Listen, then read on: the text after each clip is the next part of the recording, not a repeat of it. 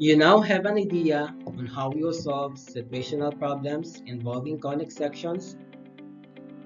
Okay then, as a practice, let's see if you'll be able to solve this random problem. Pause this video after I read this particular word problem and I will give you 5 minutes to answer. Statuary Hall is an elliptical room in the United States Capitol in Washington, D.C. The room is also called the Whispering Gallery because a person standing at one focus of the room can hear even a whisper spoken by a person standing at the other focus.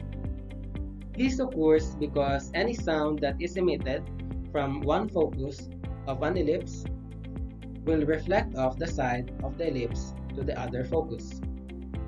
Statuary Hall is 46 feet wide and 97 feet long.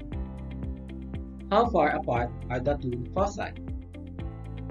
Okay, so let's now discuss the solution to check if you got the correct answer. We have here a whispering gallery. This is a real-life example of an ellipse.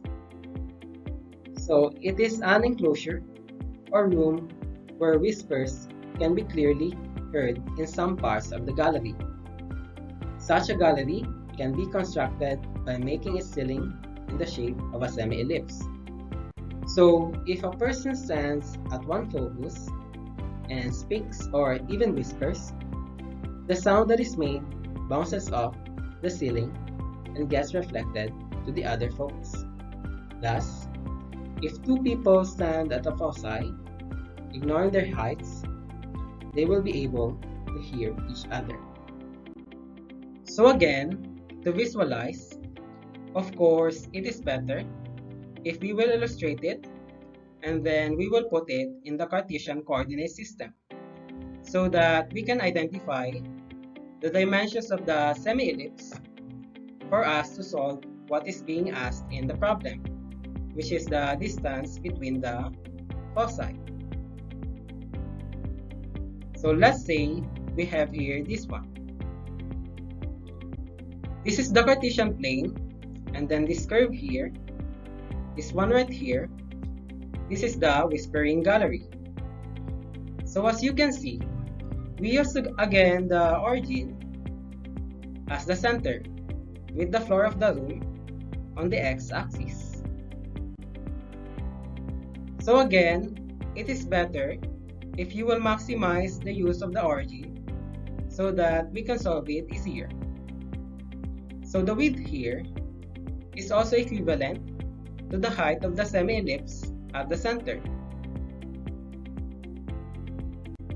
wherein the point on the ceiling right above the center is the covertex of the ellipse. If we will continue this is a whole ellipse.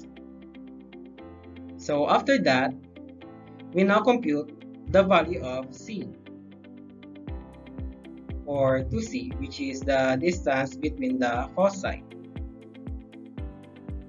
Remember that C represents the focal length or the distance of each foci of an ellipse to its center. We need first to identify the value of A and B. Remember, A represent half of our major axis and B represent half our minor axis. Since this is a horizontal ellipse, our major axis is also horizontal. So this one. This is our horizontal axis. And half of this, which is this one, is 48.5. So we can say that A is 48.5 because the whole base is 97. For B, we know that this is for the minor axis. So the minor axis is vertical.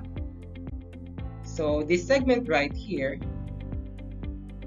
is half of our minor axis.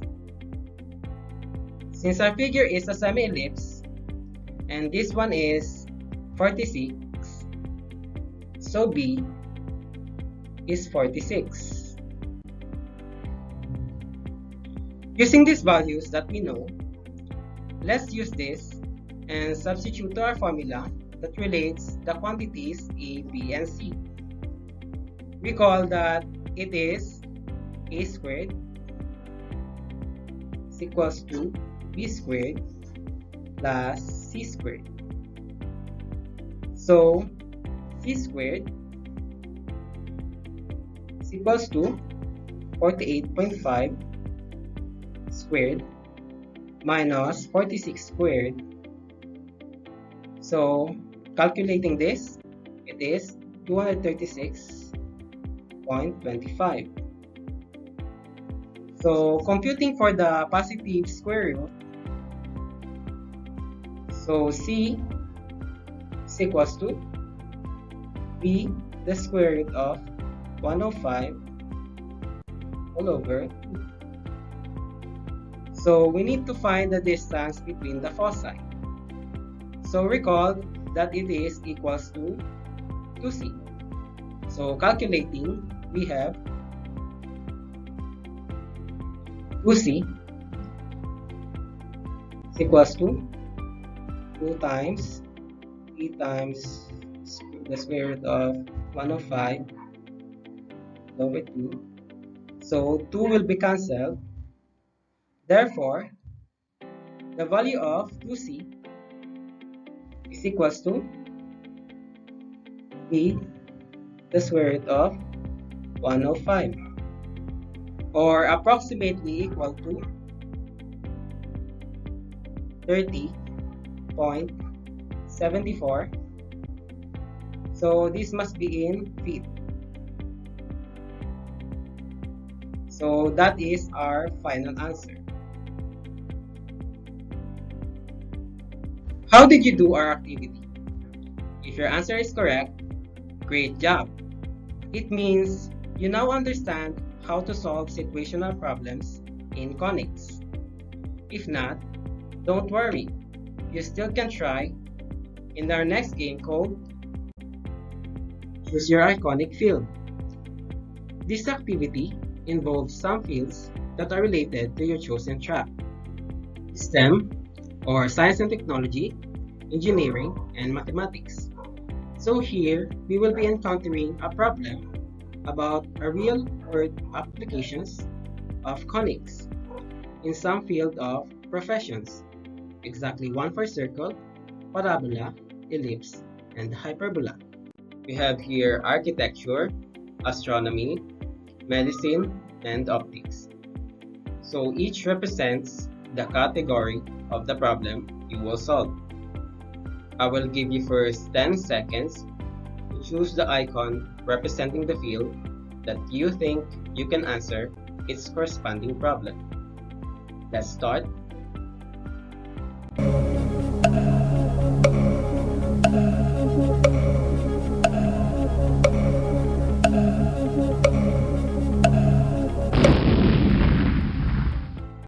Make sure you'll already start solving that problem in your chosen icon and will not shift to other fields because you only have 10 minutes to solve that problem.